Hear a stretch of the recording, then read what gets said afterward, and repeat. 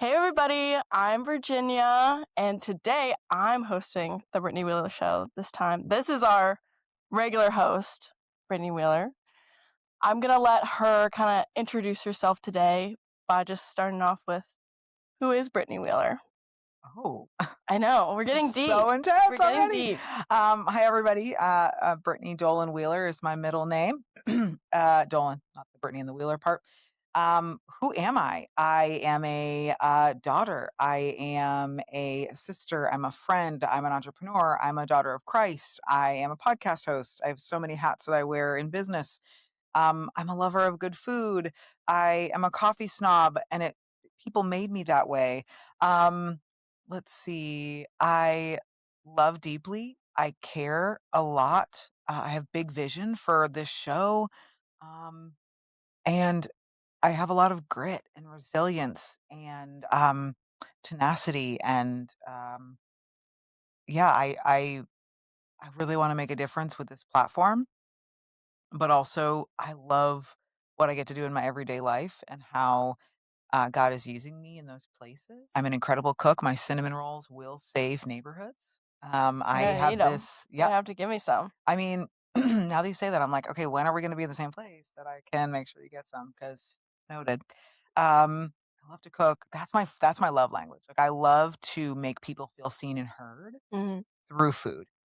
Because somebody always has a connection, whether it's a holiday or a favorite meal or a cinnamon roll, right? Like the thing your parents and your grandparents made every year that you love. So I love to make people feel special.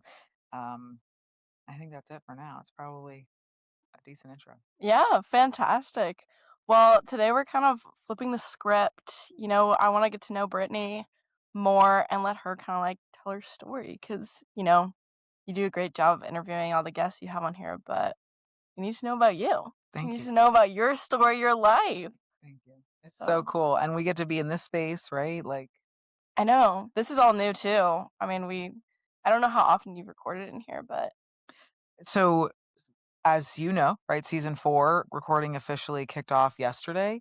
And I see myself trying to record in here, just using this mic and using the laptop and the lights. And my guests will still be virtual. I don't see us doing hmm in-person stuff just yeah, yet.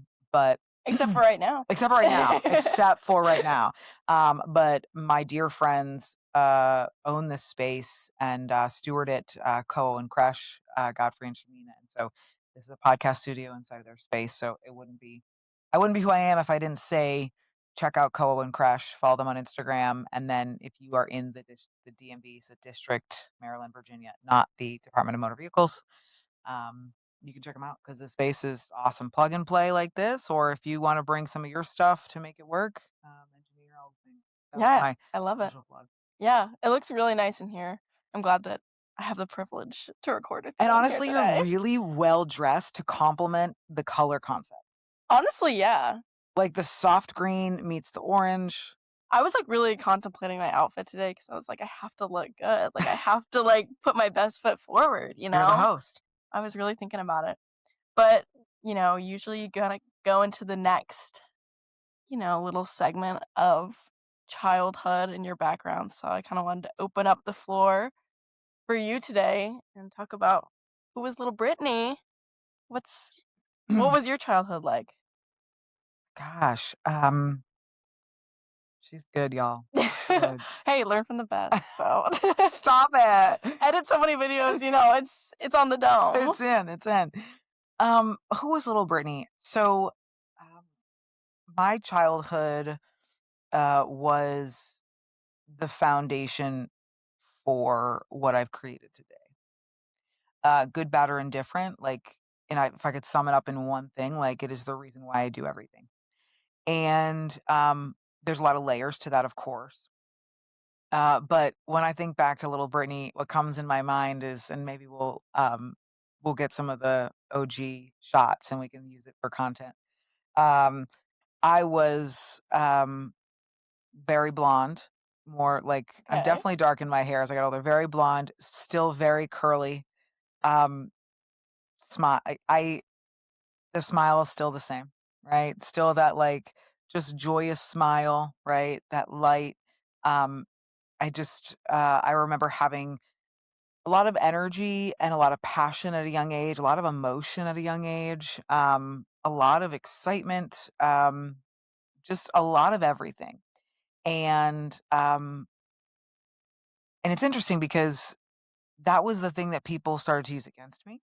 Mm. Um, and yet, like the foreshadow for my life would be when I got the opportunity to sing the Barney song in front of all of my, like, dance peers, and we were all in Okay. these Okay, star. baby thank you, baby blue tutus, and I was holding the mic like this, like, just holding it like this, and I had my curls, and I had a little bun and this bright baby blue tutu, and singing the Barney song, and there was the big sisters with all the little dancers, um, and I think that's just the foreshadow of what would be where God really wanted me.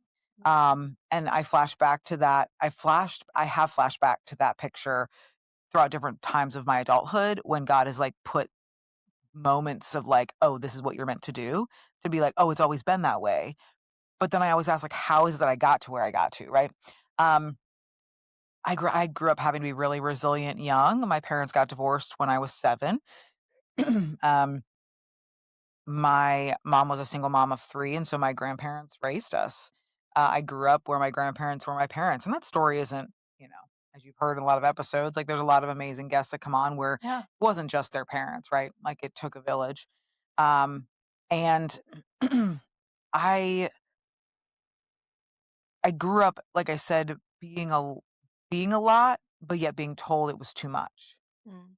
And so instead of being nurtured and loved for, wow, this is a beautiful gift, I was really tried to, like, my light was diminished. And that was not at all from my parents. That wasn't at all from my grandparents. They loved me and they loved who I was. And because the world and the people and the bullying that I experienced as a child really belittled, I would definitely go on record to say that I don't think my parents did the best they could to counteract that, right? To recognize that, oh, she's getting this experience here.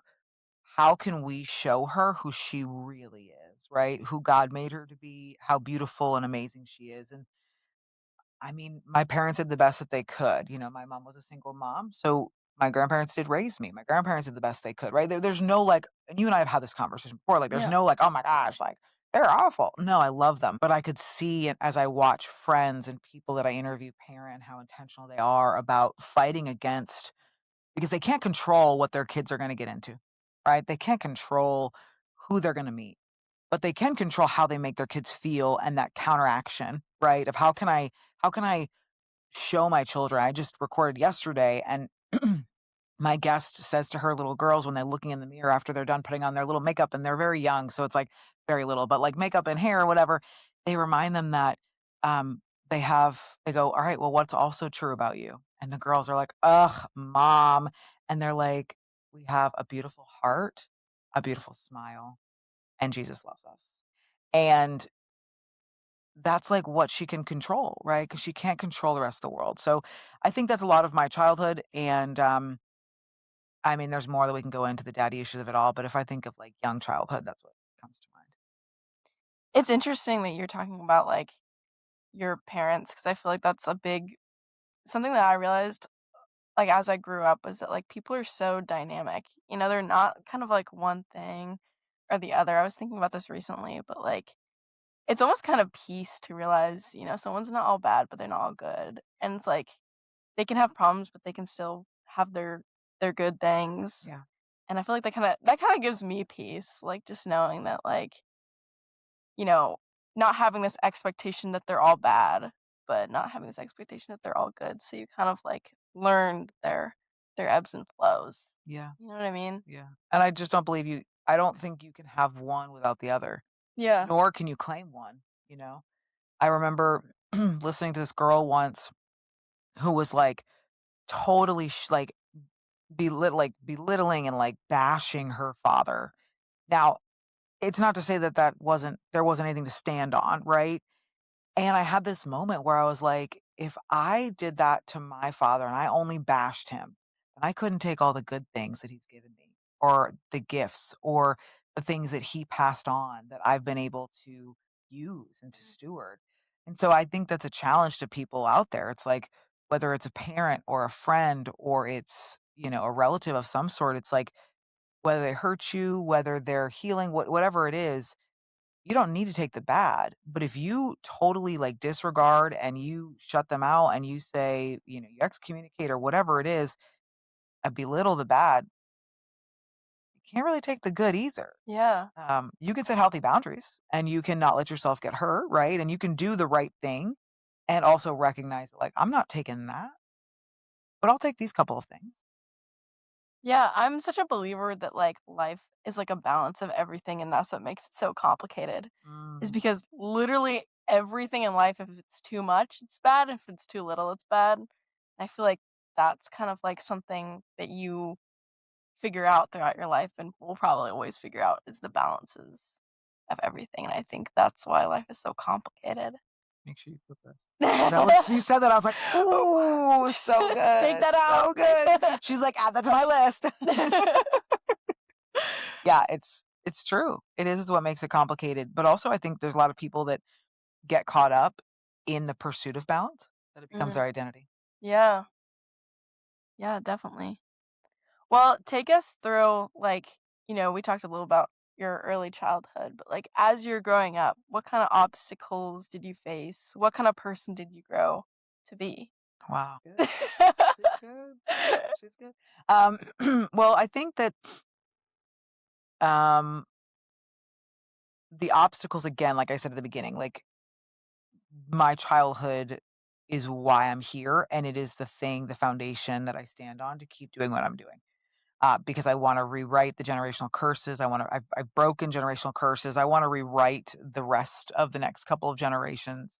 I want to use the pain as purpose, right? And be able to bless other people and know that they're not alone, right? And so I wouldn't say that the obstacles that I faced were more challenging than anybody. I think that's so hard when I sit in this seat as a host, as I hear other people's stories and I'm like, dang, like, Yeah. like mine's cute, right? Like right, we all can sit in our pain, we can all sit in our experiences and they can be true without, like you said, right? Having that balance, like without diminishing somebody else's. And I think that can be hard because you're like, we compare and it's like, no, but that's your hard.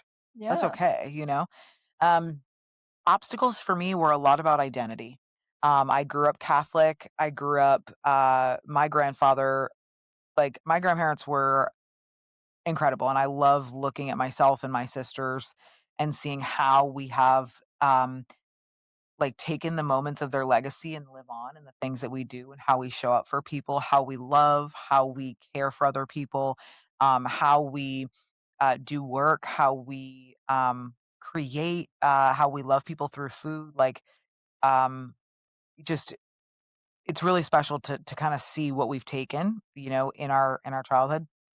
My grandfather went through seminary, 3 years of seminary, and was supposed to be a priest. He grew up on the, poor side of Binghamton, New York, and, at that time in, the '50s, it was like it was very concentrated in religion for the Catholic Church. I wouldn't always say a relationship with Jesus, but religion, and he chose my grandmother ultimately, instead of the bride of the church. And I think that's a powerful moment that I carry and I try to share with people because I wouldn't be here, right? If my grandfather didn't trust that the love for my grandmother was greater than maybe the dedication, right? Or the generations or the commitment that was being put on him, right? And my great aunt was a nun. And so it was part of the family. Oh. Yeah. It was part of the family to like, oh, we're going to do this thing.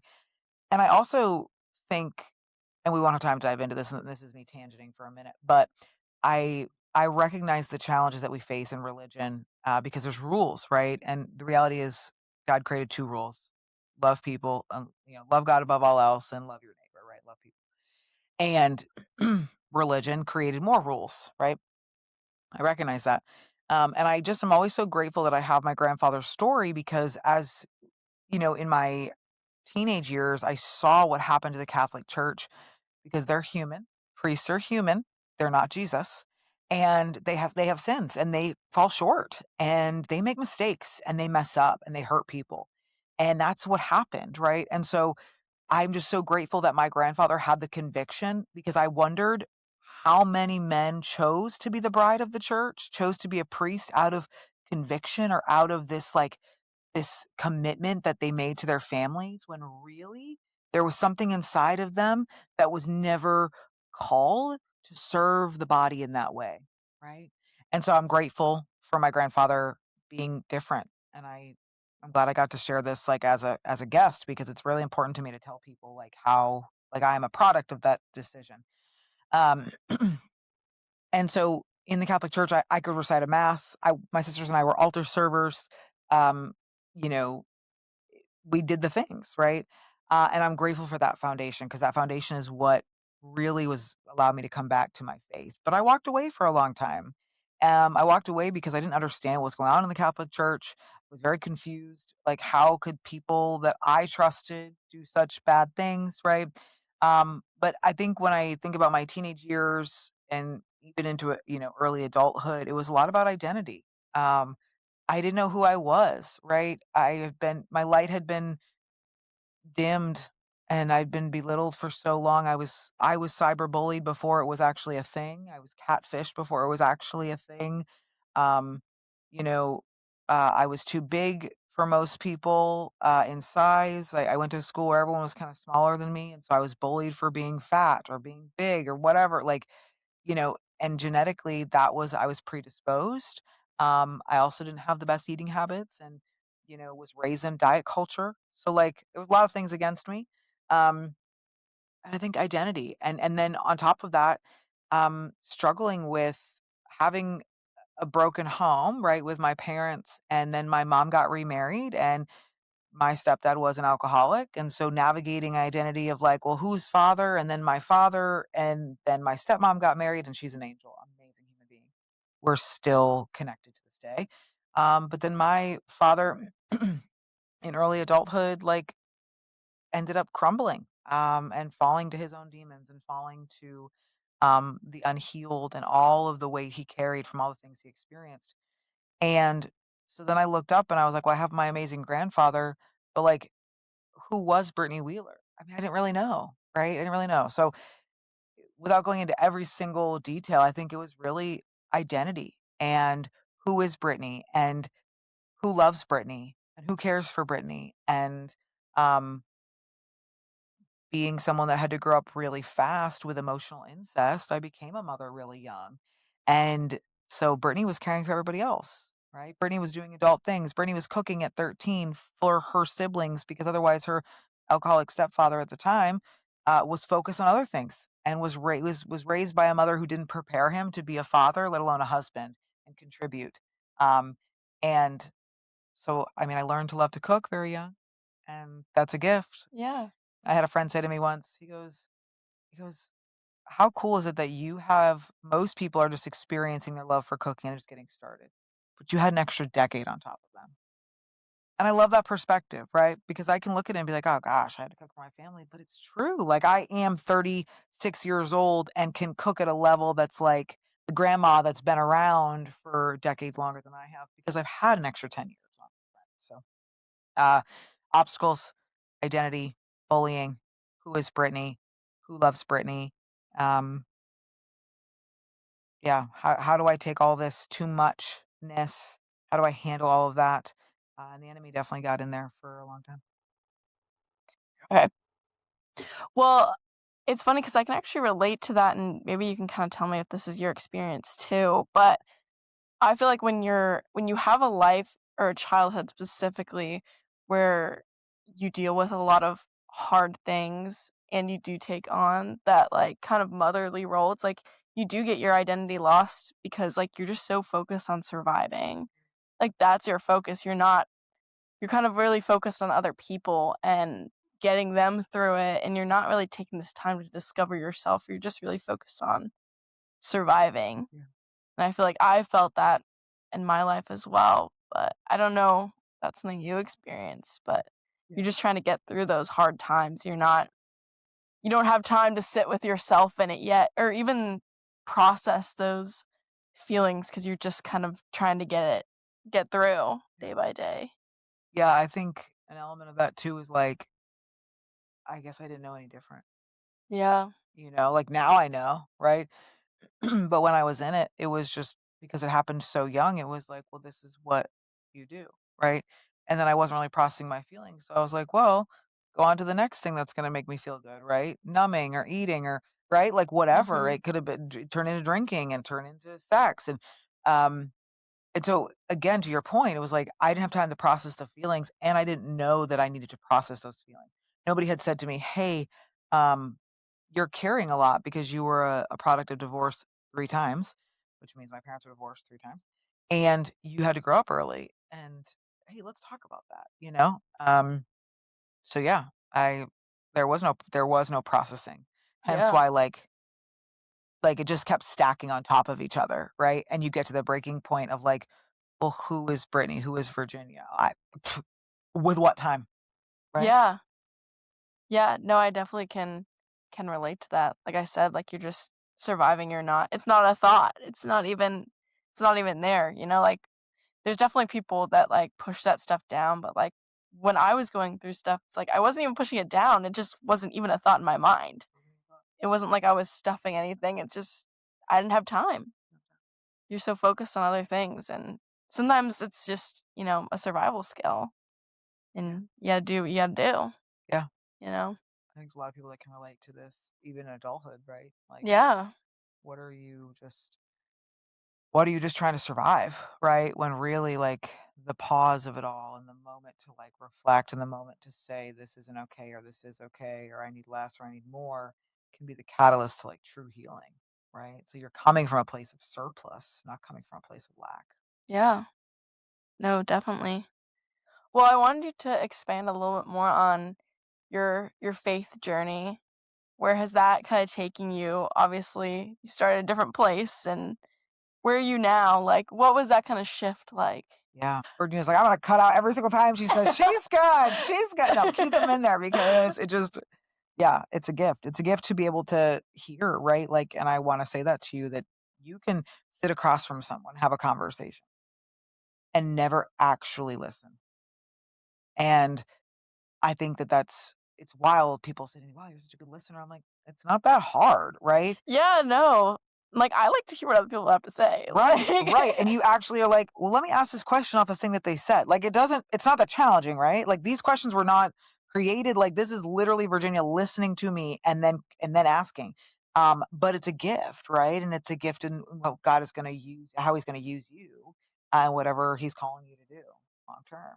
hey, good. I'm glad I'm representing the podcast well right You now. are my Guys, it's prodigy. my first time. I'm It's just my first saying. time. I mean, your name does sound good, so maybe it is like maybe there is like a show that comes out of this. I mean, I always had like if my name is Virginia Rose Lee, and I was like, if I become famous, I'm gonna change like have like a stage name as Virginia Rose. That was like oh for some reason I had that thought. I mean, you know that we're creating a production company, so there Hey, could be the Virginia Rose show. opportunity. I'm just saying, You never know.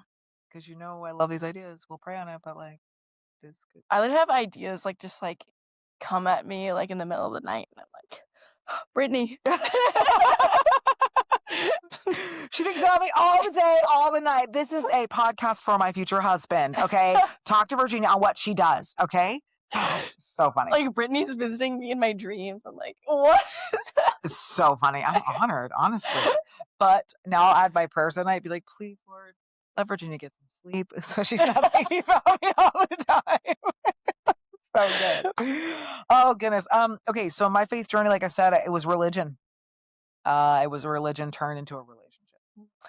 It was rules. It was follow this, follow that. I remember one time as an altar server, I had opened the bag of Eucharist or communion, and they were these little hosts. I used to play around with the Necco wafers because the Necco wafers are like the same Yeah. thing. It's weird. But anyways, and they actually served real wine, whites and vanilla out of a big bottle. It wasn't high end or anything. I don't think it was Franzia, but anyways, I was too young. When I started drinking, I wasn't really like altar serving. Um, And I remember opening the bag and dropping accidentally, when you open the bag, dropping the Mm. Eucharist. And the rule of the church is that if that goes on the floor, you have to eat it because you can't throw it I out. actually did not know that. Yeah. All of it? I had to eat all of Oh them. my gosh, Yeah. I didn't know that. Yeah, can't throw them out. So it was like a wild, like, snack that, like, now they weren't blessed yet. So I wanna be like, it wasn't like, "Oh my gosh, the Lord has blessed them, and then I threw them on the ground." No, they were literally out of the package before they were blessed, right? Um, so yeah, rules, following the rules. Again, I was really good at that, right? I was a really good rule follower, and I still am a good rule follower, for the right things, the things of God now. But before, I was definitely a rule follower of the world, and I Mm. let the world's rules really weigh me down. Um, and I walked away from the church in the early 2000s when everything had come out about the priests. I was just really upset by that. I didn't understand it. And to be honest, like I'm really processing this live. I think about my grandfather. I can't imagine, but can imagine how challenging that time must have been for him. And I wish dang, like the things that you wish you would have said to people that you've Mhm. lost. Like, I wish I would have been like, Papa, how are you doing? Right? Because imagine sitting there as a man who was about to wear the cloth and become a priest, get to see his brothers in Christ act this way. And he knows exactly the oaths and the process in which they had to go through. Dang. All right, well, add this to my list of things to do in heaven, and bring that up to Papa. But I can imagine that being a challenge. And so I just was like, peace out, Felicia. Because again, right, we just talked about we didn't process anything yet. So I Yeah. wasn't going to actually maturely say, so how do I work through this? And it's not to say that there's not beauty in the church, right? Every denomination has its own set of BS. But for me at that time, I didn't understand. And so, I went to a liberal school, liberal arts college in New Hampshire, and my mom, Franklin Pierce, represent Franklin Pierce University, Ravens, go Ravens. Um, and my grandmother was like, "You're going to liberal arts school. You are going to turn evil." I was like, "Nana, no." First off, her alma mater, I'm not going to say the name, didn't even accept me. And they were a Catholic school, and they were like, "It's your SAT Okay. scores." And I'm like, "Whatever. See, Brittany's not enough, or she's too this, or that." No. I'm like, "I'm glad because I would not have thrived there if I had to go." Like, it wouldn't have worked. Um, and so I did all the things because I grew up fast and because I became a rule follower. I'm grateful that I was never the girl that was like partying really young or got into that stuff. I didn't even think about it. I talk about with friends now, they're like, we talk about drinking and smoking at a young age. I'm like, it wasn't even a thing. Like my grandparents and parents were not partiers. Mm. So if they had alcohol, it was at dinner and it wasn't abused. And so I never knew there could be something different. Right. And even my dad uh, was a smoker, weed smoker and smoked cigarettes, but like he wasn't a drinker like that. So again, it was interesting that I chose alcohol because I never saw it. I saw it really detrimentally with my stepfather. Um, but as I um wow, the bird in my brain flew into a scene, and then I'm like, wow, I got to get back to this topic. And so I just did all the things opposite. Um, I was like, I have never lived before. I'm gonna live. Let me roar. And so at 18, I did the quote unquote normal track. Right, I went to college. I um, started partying and drinking. I was an athlete all through high school, but I found rugby in college, which was ended up being like the sport because it was just something I'd never experienced before. The camaraderie, the teamwork. There really isn't a sport like it, in my opinion. I know people are like, "Oh, this sport," and I'm like, I'm not saying that rugby has to be better, but I am saying that, like, there's something about the game of rugby, the culture of rugby that is different than even football or soccer, specifically because there is no, like, "Oh, this person had this many," like, there's no opportunity to, like, boast, right? It's such a team element, Mhm. like, Yeah. your try matters for the team. It doesn't matter for, your stats, right? And there is something about when people are bleeding and when there's sweat and when you're literally like fighting in such a like primal way that you can't help but bond with people you're doing it with, right? Um, and I gained a lot of weight. I went into college being about 250, and I had gained a lot of weight and trying to find my identity around drinking and men and I wanted all these things that I saw in the movies and blah blah blah. And so I did all the things. I lost my virginity at 21 on my couch in my apartment to a man whose name I will not say. Uh, and it's wild because this will be in the book, but it was very freeing for me. Um, Maybe it could have been different for sure, but like that's not my story. And I was very grateful to have it done. There was such a weight, a heaviness of that first time. And so fast forward to leaving college and young adulthood, continue the drinking, had gastric bypass, which magnified everything, meaning that I was smaller, I drank less, got more drunk, got cuter, and was seeking validation from men. And so I was finding love in all the wrong beds. And just kind of went on and on and on until I started my Arbonne business, the network marketing company. And it was a vehicle for me to meet these women who were just doing it different. Like, it wasn't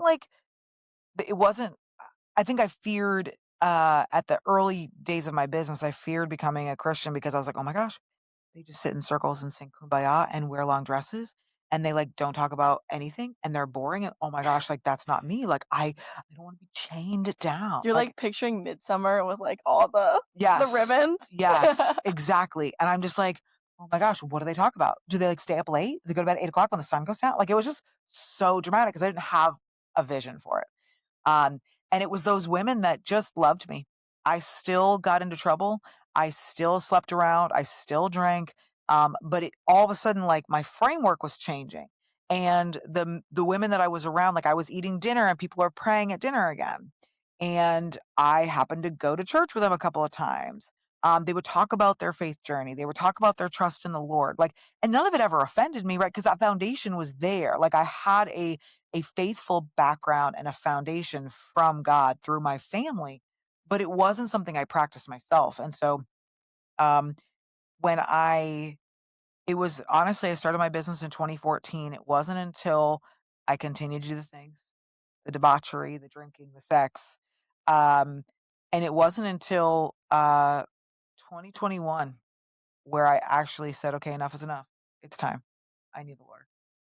And that journey was really wild because that was 7 years, y'all, 7 years that I kept doing the same thing over and over again. And talk about a loving, faithful God that was like, "Okay, Brittany, I still love you. Okay, Brittany, I still love you." Even though I was doing things, and here's the thing about sin. Everyone's like, "Oh, sin," and they have all these things, and like, I'm gonna spend 5 seconds on this. Sin is the result of not following guidelines to live a peaceful and aligned life. It doesn't make you a bad person. It doesn't make you a horrible person. It just means that you make decisions to hurt your body, to hurt other people that are not aligned with a peaceful, aligned way of living. And at the end of the day, I was hurting myself, right? I was drinking and having sex, and I was sleeping around with men, and I was not stewarding my money well, and I was just caught up in the things that were fleeting, right? And so when I say sin, it's not from a place of judgment. It's from a place of like, I was hurting myself and I was doing things that ultimately also hurt other people, right? And so when I claimed Jesus as my Lord and Savior in 2021, the journey, I was like, it's gonna be great. Like everybody that comes becomes a Christian is like, everything in my life is gonna change, and there's gonna be rainbows the whole time, and the Lord is just gonna cover me, and my husband's gonna show up. And like I want everyone to hear me when I say it doesn't happen like that. It doesn't. No, It doesn't. that's not it. That's not it. 2026, my husband's still not here. 2026, I still haven't reached the financial freedom that I'm desiring. Okay. And so there's just like, I mean, it's in the process, right? But it didn't happen overnight. And I actually continue to still drink. And so, and the thing people have to understand about my drinking, it was a social alcoholism. I'm making that definition up in order to free people because social alcoholism, in my definition, is drinking consistently enough, right, to where you hurt your body or hurt others, but you can stop. So if you're listening to that, is that you? Mm. Friday, Saturday, Sunday, go out on Thursday night, but like, you're home with the family for the week, so you don't drink. You're Your girlfriends are like, "Let's go away for the weekend," and you drink every single day that you're there, 3 or 4 glasses of wine with them, and then you're like, "Well, I gotta, like, I'm just exhausted, I'll take the week and I won't drink." Or maybe you're getting healthy, spend a month not drinking, and then you get back and you got a trip to Cabo San Lucas, and you're like, "Okay, perfect, margaritas and all the things." It is actually the norm. Social alcoholism is the norm.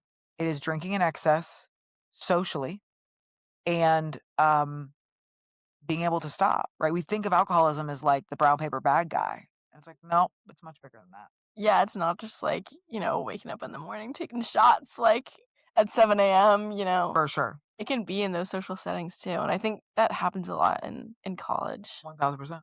Definitely. And it became my identity, right? Like to kind of think to just hit on this a little bit was when I was drinking in college, people expected something of me. I talk about this with a friend of mine, Mark Shannon, who had a very similar energy, but like the male version. And we just, good guy, we're still connected. Mark Shannon, love you, buddy.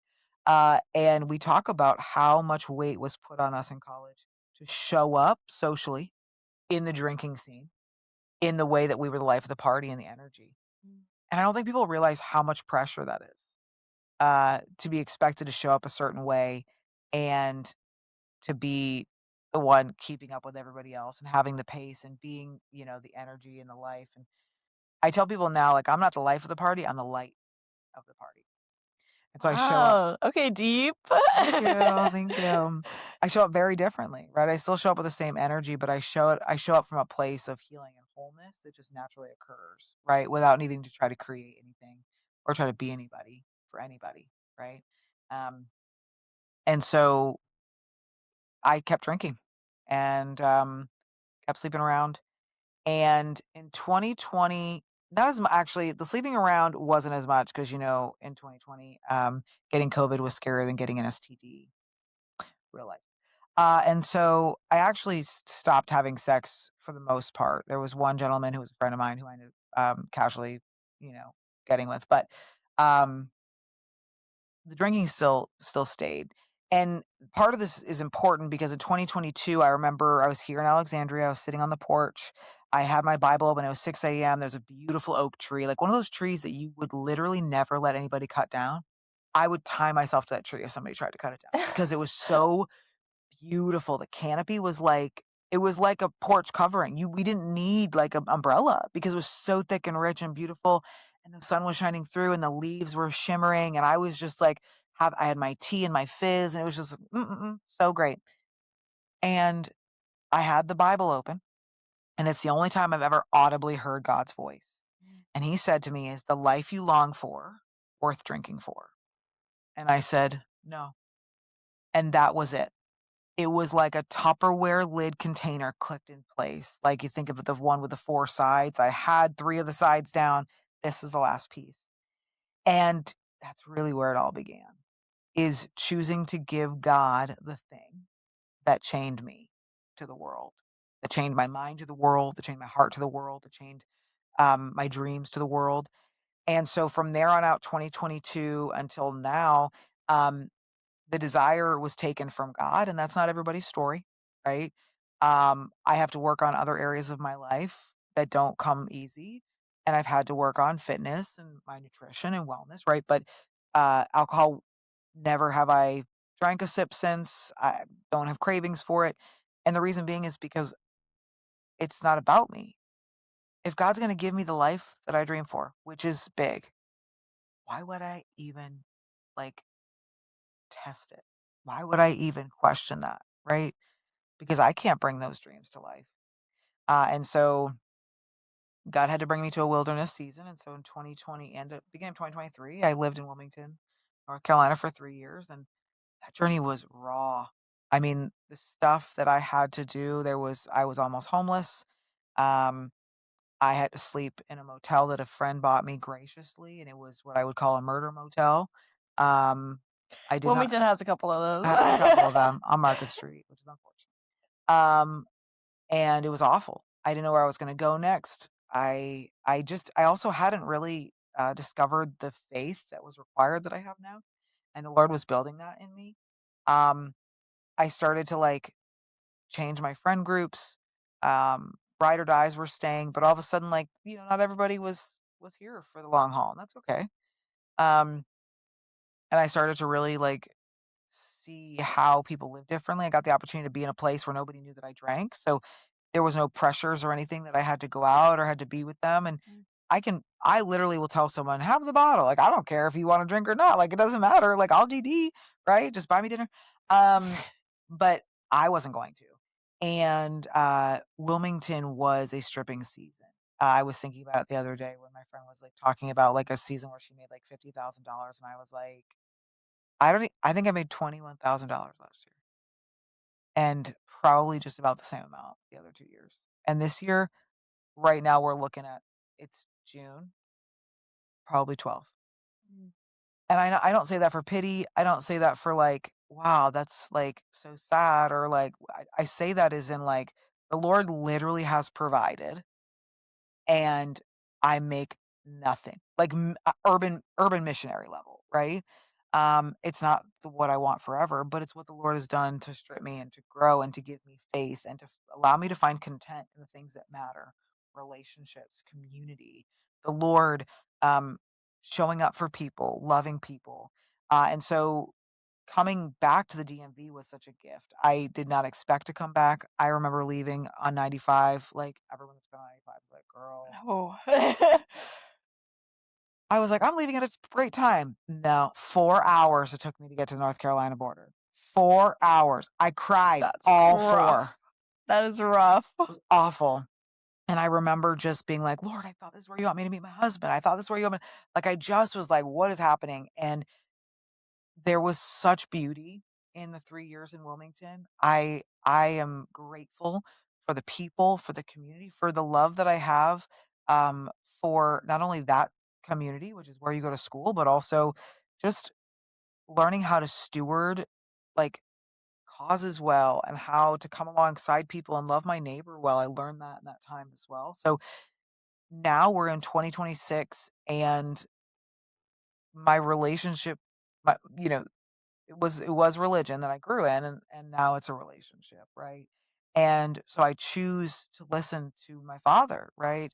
I say it often that my earthly father had to leave my life in order for my heavenly father to have a place. And I wouldn't trade it for the world. And some people may say that's harsh. And I was like, well, if we had time to go into my daddy issues, you'd probably say that's probably healthy, Brittany. And I would say yes. Yes, it is. So that is my faith journey, and I love Jesus so much. Um, I love getting to see the gifts that he's given me, being able to see people in the ways that I'm able to see them, the way that I can pour into people, the way that, like, I can live such a simple life, the way that, I take care of my body and my mind now, which allows me to, like, work at a higher capacity. Like, I function at a higher capacity now than I ever did in corporate America. And I had more money and I had more resources, and I had my own apartment. Like, it is just wild. And now we're in a season where we're watching God rebuild. And he's not rebuilding in the way that I think he's going to. But he's rebuilding and he's bringing people in my life to gift me things and to help me on the way. And I think that's such a call to action is like who in your life is trying to love you well and trying to care for you and allow them to do that. Because God could be using them. God could be answering your prayer right now. But because it's not the way you thought, you totally just don't even see it, or you're not even receptive to the conversation or to meeting them for coffee or to check the email, right? And so I think encouraging people like, just let your plan go for a minute and step into that relationship, step into the conversation, step into the place where what if on the other side of that is the answered prayer? But because God can see everything and do a much bigger thing and thinks way more than we ever could, he's already involved an entire tribe into your prayer that is going to be much richer and much greater than just you because he will get the glory because you couldn't have done it yourself.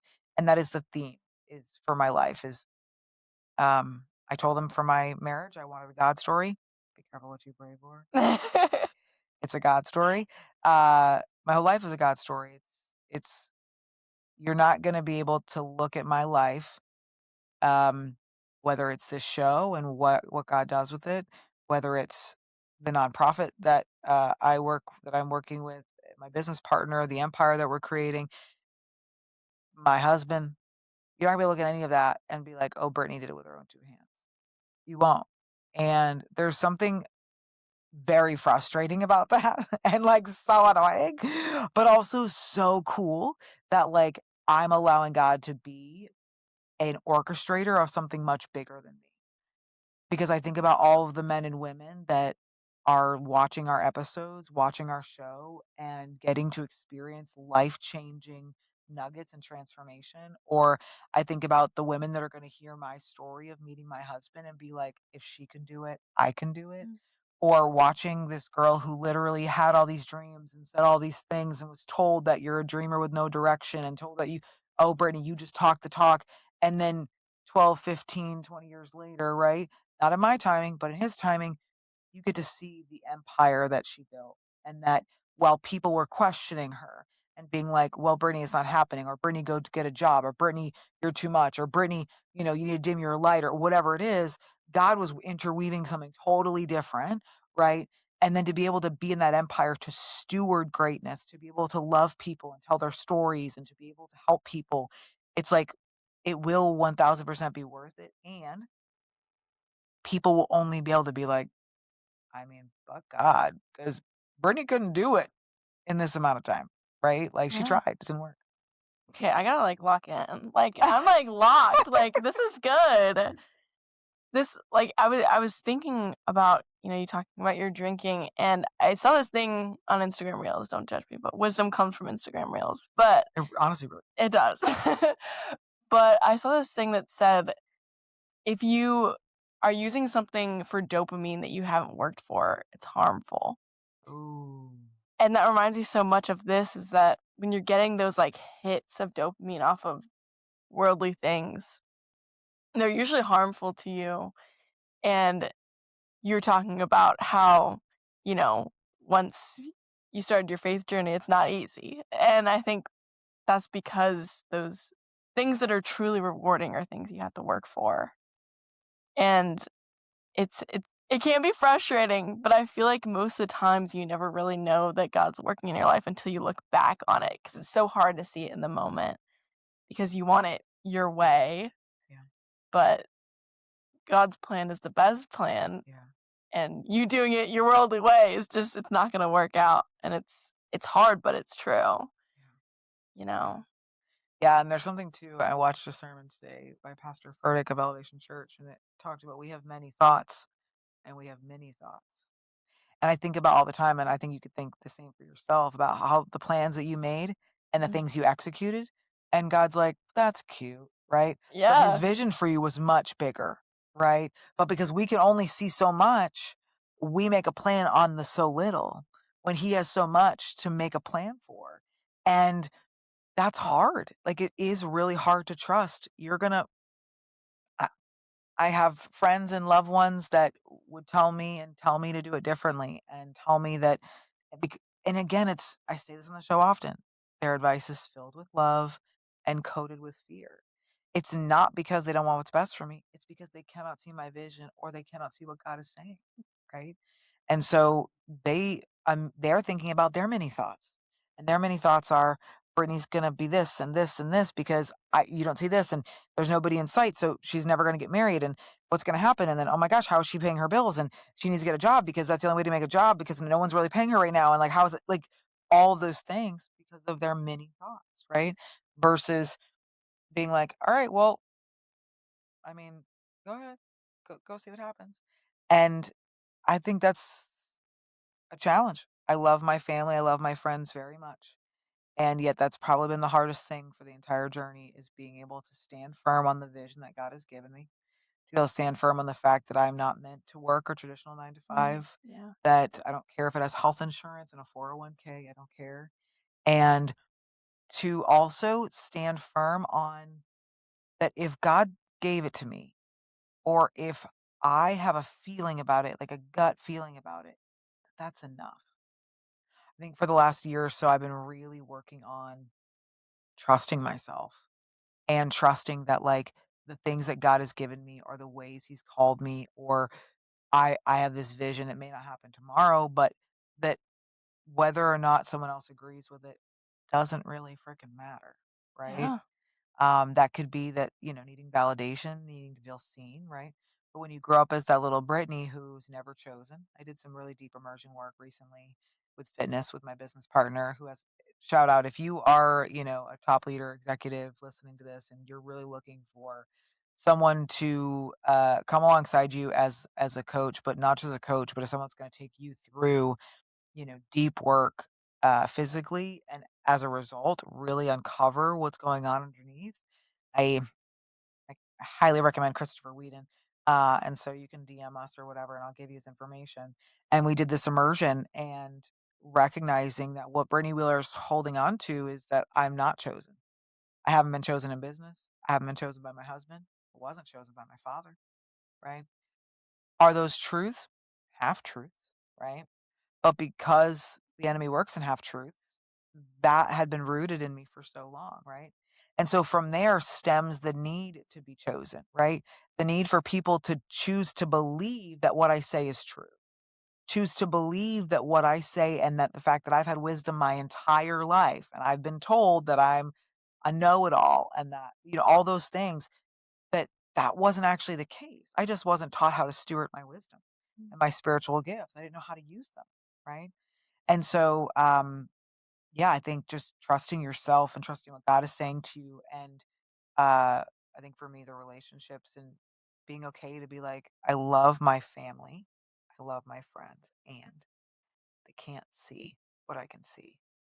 That's okay. It doesn't change my love for them, doesn't change their love for me, but it does change how I walk.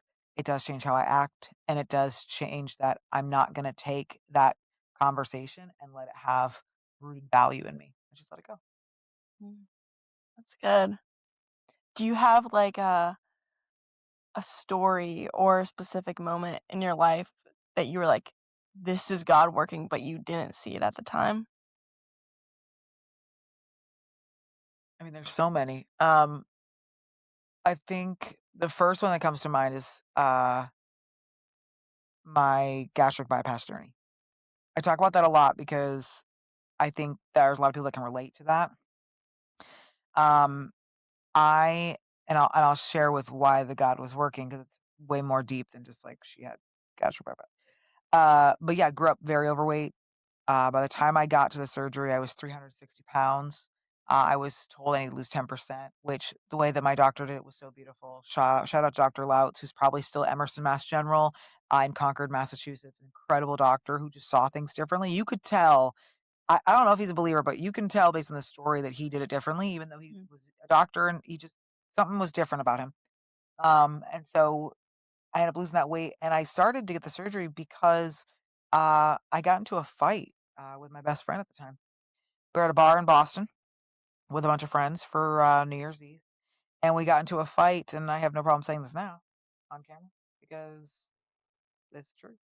We got into a fight because her boyfriend at the time was hitting on me, and I felt very uncomfortable. And I was like, "No, don't do that." And um, found out later that he was blackout drunk. And he went and told her that I, like, said something I didn't say because I would never have said it. Mind you, also, to put the context for people, that I was a lot bigger then, so I could handle my alcohol differently. And so I was not white girl wasted, Mm. right? Like, I Yeah. wasn't like I was in my, late 20s, blacking out all the time. So my context and my understanding was there, and he went back and told her that I had said something about an ex or compared, and she believed him. She believed this man who had been in her life, I don't even think a year at that time, over someone that had been her friend for 4 years, been her roommate at one point, did a lot of life with her. And I remember being devastated. And she had said to me in our fight, she had said, Brittany, just because you're unhappy with yourself doesn't mean you have to make everybody else unhappy. Wow. And the reality is that that wasn't true in the context in which she was saying it. And it was true if I really, really, really looked deeper. And what I mean by that is I did not say anything to hurt this man. I did not say anything to cause disruption in their relationship. That was done by him. But if I was to look deep, I was really hurting. I was really hurting because who I saw on the outside did not reflect what I saw in the mirror. I never thought that I looked like I was 250 pounds. I never felt like I was in a body that wasn't even mine. It wasn't even real. And that was the really the catalyst moment for me to be like, okay, I need to change. And I'm grateful for that fight, right? This person is no longer in my life, uh, clearly for a lot of reasons, but that wasn't the beginning because Brittany loves people and she takes people back, even though she shouldn't have. And fast forward, I got gastric bypass. I went in for the surgery, and what ended up happening was I went through the process shortly thereafter. And for anybody who has weight loss surgery, it's very extensive. It's just a lot of trials and tests. To be honest, it's a broken system.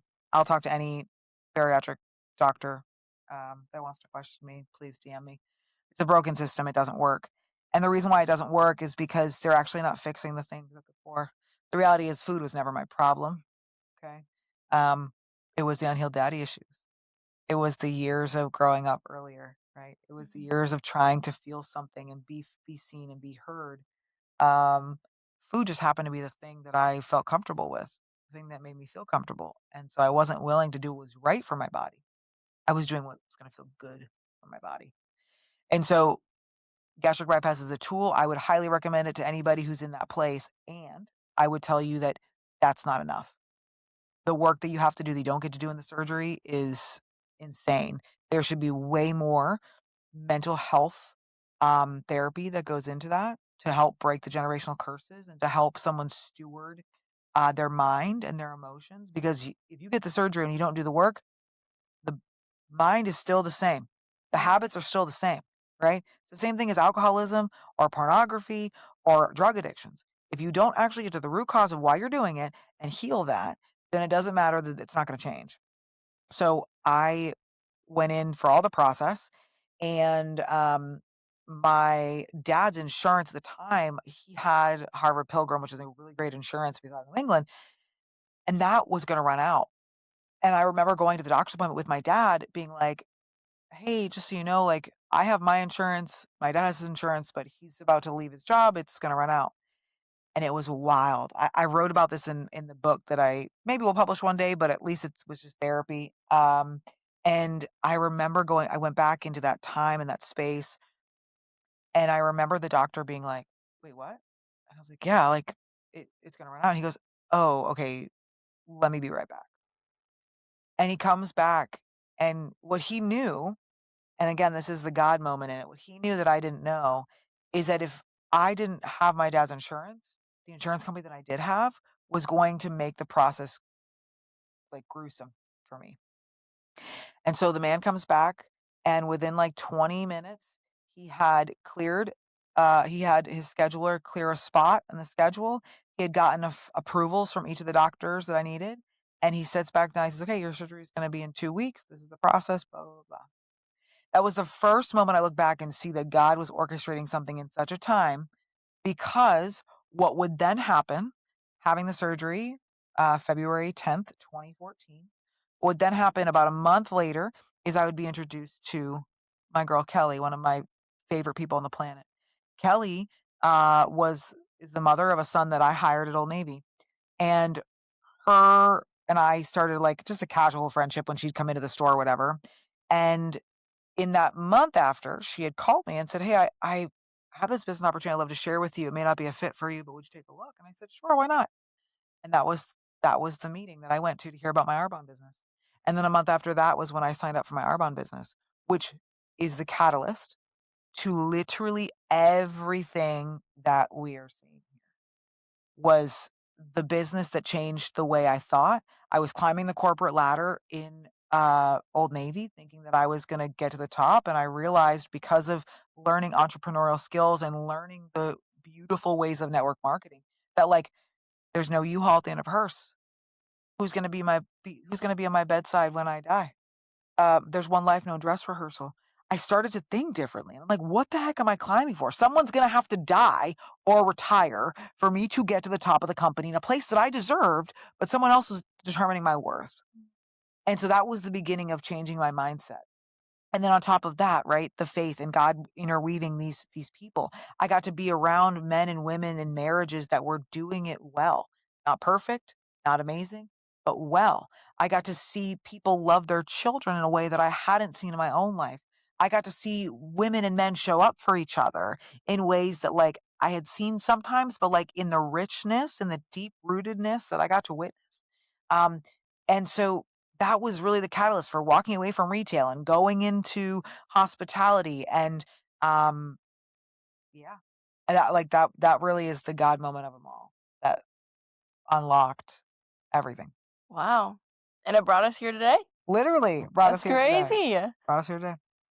Well, I kinda wanted to shift gears real Yeah. fast and give us a little bit more of the story behind the podcast. Yeah. How did the Brittany Wheeler show come to be? I love that. So, as you've heard or, I don't know if we're going to break up episodes. We're going to do multiple. This is the host today. So this is her vision. I don't know what's going to happen. So I'm going to reference it knowing what I know, is that we, I had been on stage multiple times and been on stage when I was 2 and it was danced until I was 11 and I went into sports, but I always had this like I've always loved being on stage. I loved always being able to speak to people and pour into people. Um and when I was at Catholic University, I had the opportunity when I worked there to speak to the students. I was asked to speak on behalf of a club and I remember getting on stage. It was during COVID. I was standing behind the microphone and I worked in events and conferences, so I helped them plan the layout, which was funny, like, kinda plan your own event. And I was speaking to them, and I remember just, like, looking at them, I can see it vividly in the great room, and, like, I just was on fire. I was on fire, and I was like it was one of those moments that I mentioned and thinking about, "Wow, was this always meant to happen? That the little girl in the bright baby blue tutu singing Barney songs in front of the entire audience was meant to be on stage?" And so what Brittany Miller likes to do is I like to out hustle Jesus. I have a mug that says less hustle, more Jesus. Because I'm like, oh, on stage. Literally a year later, I tried to start my speaking career. God's like, that's cute. That's real cute. So I try to I just because I'm not afraid of doing. And that's what I'm realizing in my years is like it's actually harder for me to sit and not do than it is for me to like do. So it's strange.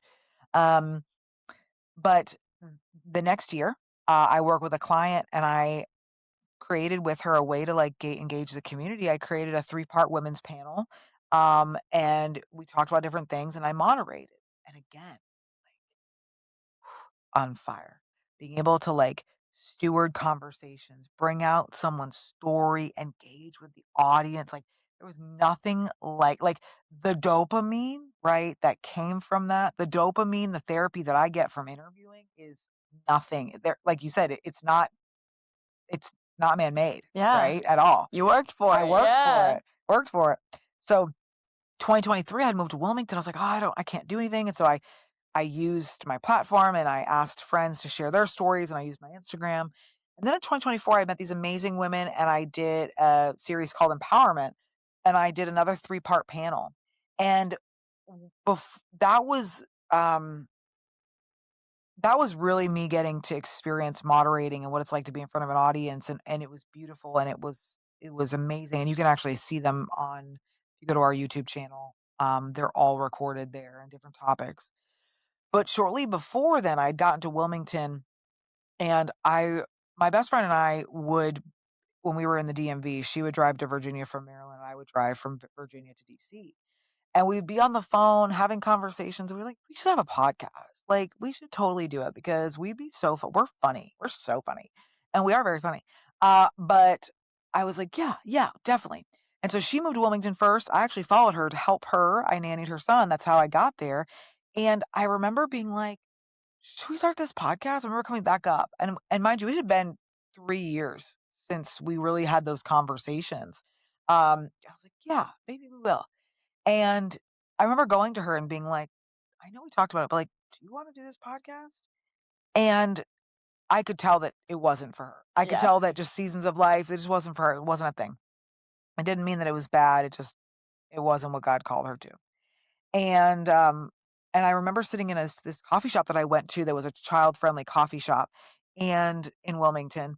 Um, and this little kid was, like, trying to exchange my AirPods for his toy carrot.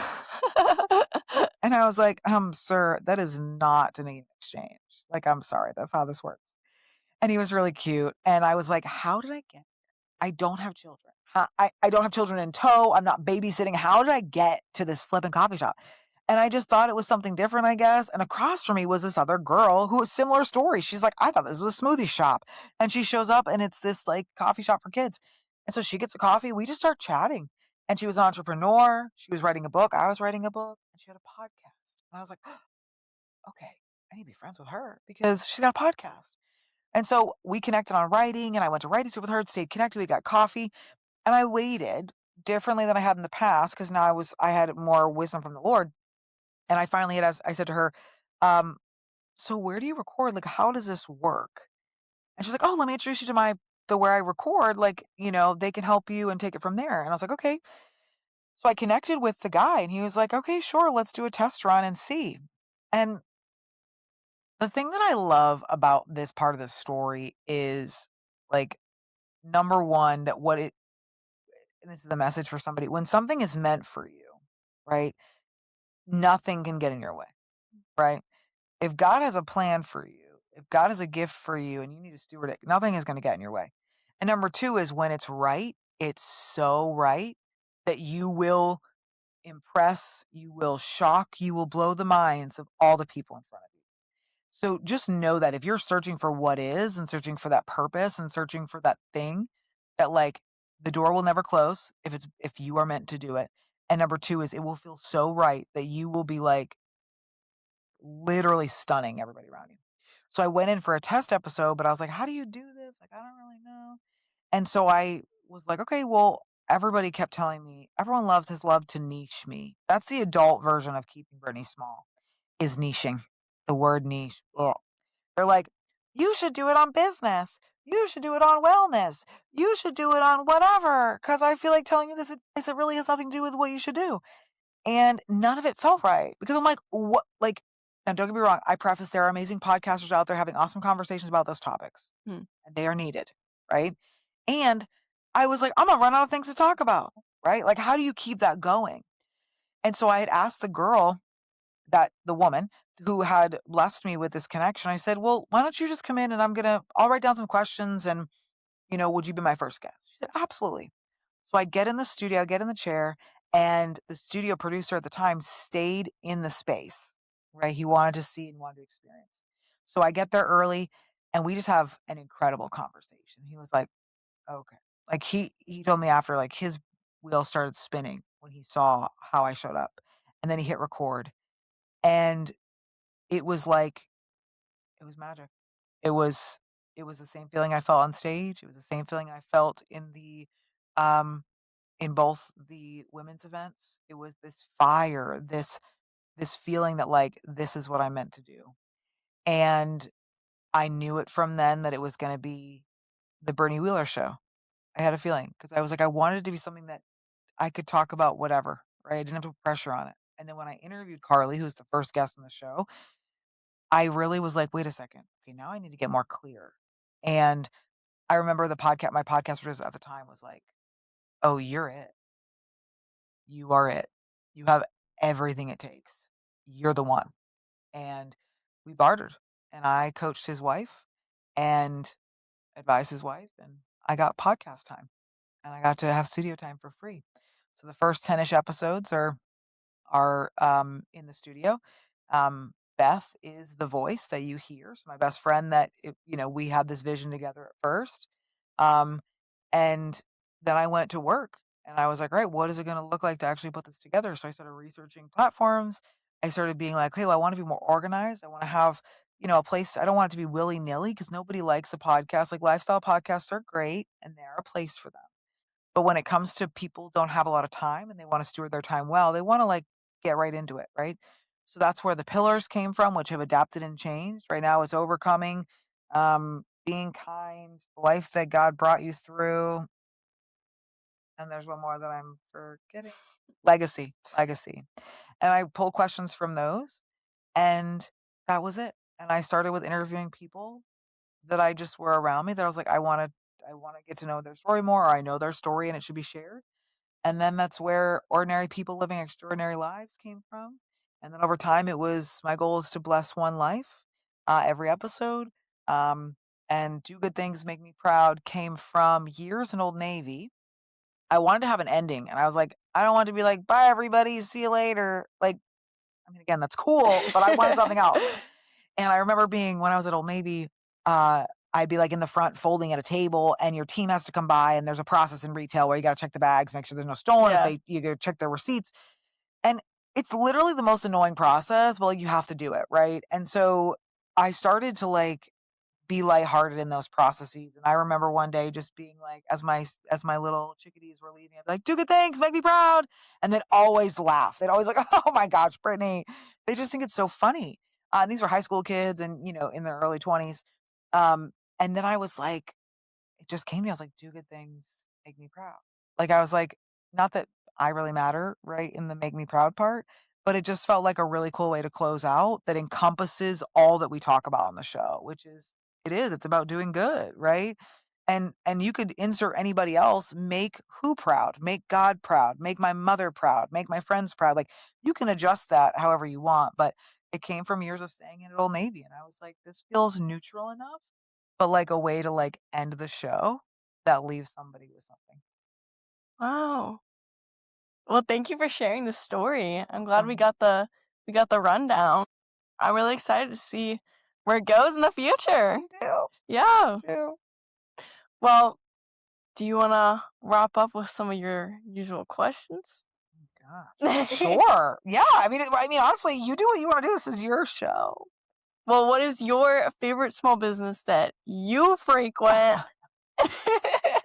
Oh my gosh, that's like asking a parent to pick a favorite child.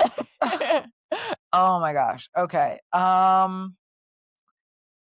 Let's see here. I'm just gonna the low hanging fruit today is that the marketing is right in front of me and it's here. And so I will shout out Hypergoat Coffee Roasters. Here in Alexandria, Virginia, I'm drinking a latte with regular milk. Um, I'll shout them out because I'm a huge fan of small business, as you know, and just helping business owners be in the community what people need. And when I came from Wilmington, for those of you that watch the show, you know that I love the roastery in Wilmington on 24th and 16th Street, 24 South 16th Street and Dock. Yeah, I've already like forgotten the address. Anyways, it's like it's right there. It's right across from Crofton Pretzels. Anyways, I had the opportunity to work for the nonprofit. I got free coffee for a year and a half, and I became educated, and my standards changed. And so I started drinking delicious coffee that was made and curated with love and made with people that want to get to know you on the other side of the coffee bar. It was about relationships and people. And so I became a snob in another way about coffee because I was like, what does it look like for me to find a coffee shop here that isn't just about good coffee, but like that makes me feel the way that I felt when I'm at the roastery, where it's like people want to actually know you. And when they say hi, it's not because they're obligated to say hi. And I had randomly, after my recent trip to Wilmington, had was like Hyper Goat Roast. I've never heard of them, but I had, and so I actually had worked with the owners indirectly. My second client here in Virginia is was Made in ALX. They're still around. They're a maker collective, and we actually carried their coffee beans and worked with them when they were Oh, just roasting. And so they're on North Payne Street in Alexandria. They're inside a co-working space, and the owners are Brazilian, and they are amazing. And they live here with their children. And her husband um, loves coffee and wanted to create something really spectacular, and so they roasted for many years. And then they wanted to open a shop, and she left her corporate job and started running the shop. And um, it's delicious coffee where the conversation I had this morning was I look at the guy and every time because he's like, "I haven't listened to the show." Like, I wear my shirt and he's like, I was like, but today he goes, morning. I was like, how you doing? He's like, I'm a little slow. I was like, how many shots do you have today? And so that's what I wanted. I wanted a Yeah. place that knows my name, that like building a relationship. I'm not just getting a cup of coffee. They have delicious pour overs. They've got fresh pastries. Like it's a good, if I'm going to shout it out, it's a good lunch. Awesome. Well, guys, go grab a coffee. Go support your local small business. Yeah. Hyper growth. Yeah. Very kid friendly, parent friendly, dog friendly. Awesome. Yeah. Well, do you have a book that you've read multiple times that you would recommend? Okay. I know you're on the spot. I'm on the spot, and I haven't even thought about this one, and I usually give my guests weeks to figure out the book that they wanna do. Oh my gosh, oh my gosh, oh my gosh, oh my gosh. Okay, well, technically it's my show, so I'm gonna give multiple. Okay. Um, I'm going to cover 3 different categories. 'Cause I'm like a charcuterie board, I like a little bit of everything. I'm gonna cover, relationships, I'm gonna cover faith, and I'm gonna cover, like, personal growth. I feel like that Okay. really covers me. Yeah. So we'll go with personal growth. Okay. The first book that I think people should read that I truly believe had a monumental impact in my personal growth was it's by James Clear and it's called oh my gosh. It's okay, it's my show. James Clear and I can see the book. Cannot remember the name. James Clear is the author. Well, this is great. Awkward, but we're gonna probably add it in the show notes. I can like edit it out. Yeah, well, Like no, we can have this here. Maybe it'll come to me. Um, I'll like do like a voiceover and just add it. insert it in. Honestly, just put in the show notes. Maybe it'll come to me. But uh, James Clear, and it's the biggest thing that I learned in that book was about habits and how to actually make change. And it was a law, a principle he calls habit stacking. And it was a principle of like, do something you don't want to do with something you love to do. And it just has been something that's lived in my mind. And there's so many other things he shares in that book that became the principle of like, okay, Brittany, you have to do hard things.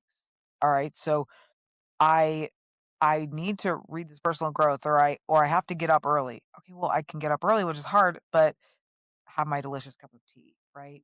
Or, oh gosh, I gotta dump the dishwasher and but then I can sit down and watch a show.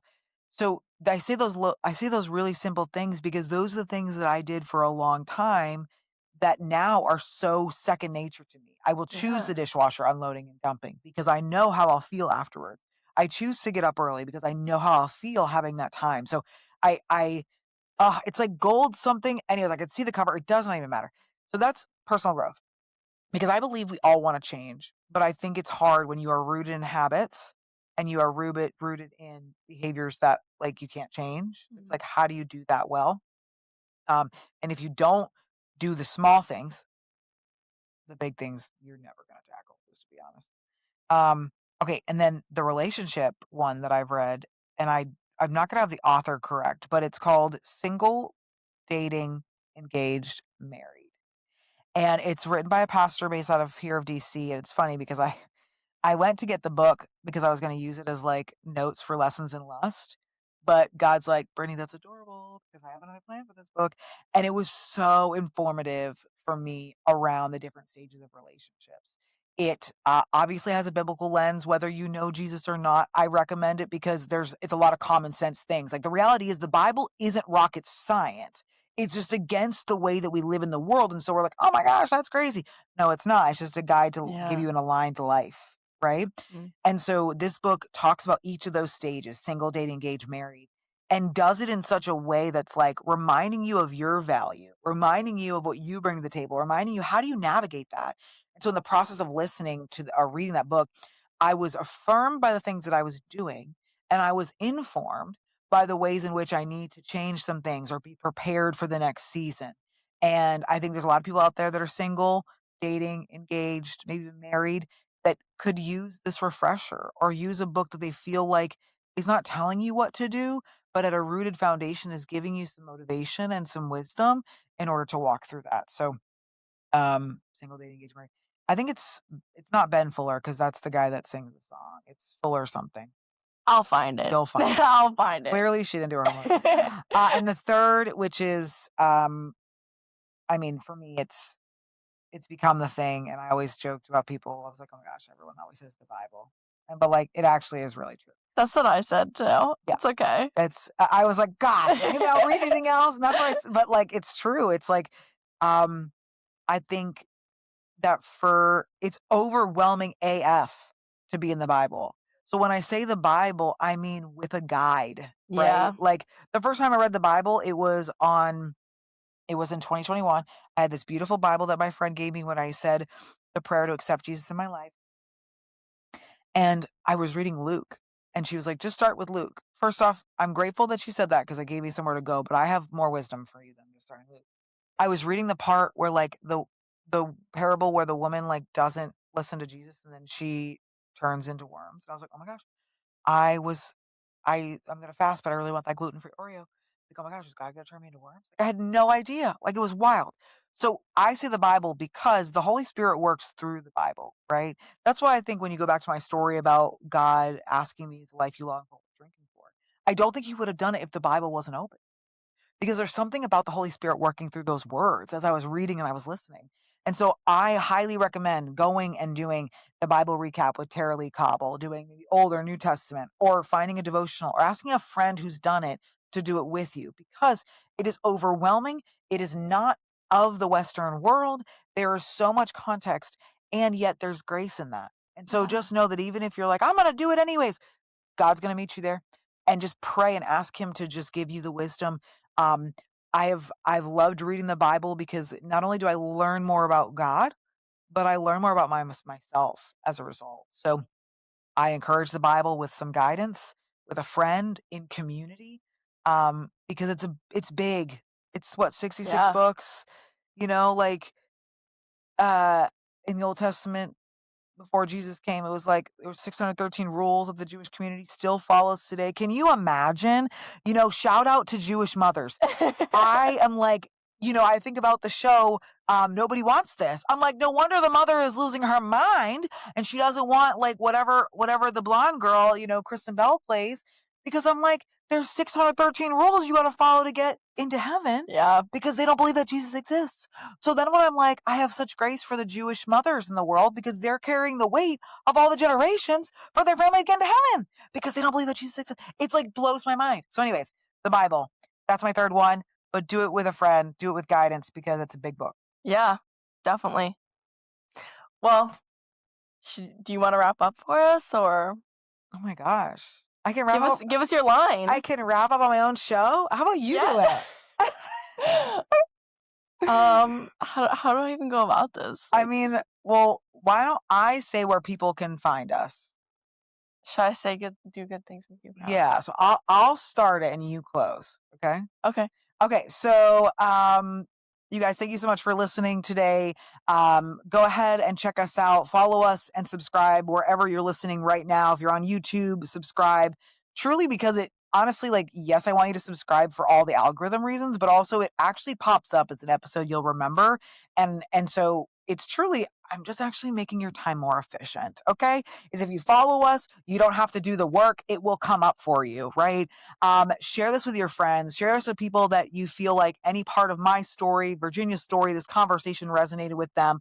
Follow us on Instagram and TikTok. And Do good things. Make me proud. we'll see you next time, everybody. Bye, guys. Bye. So good.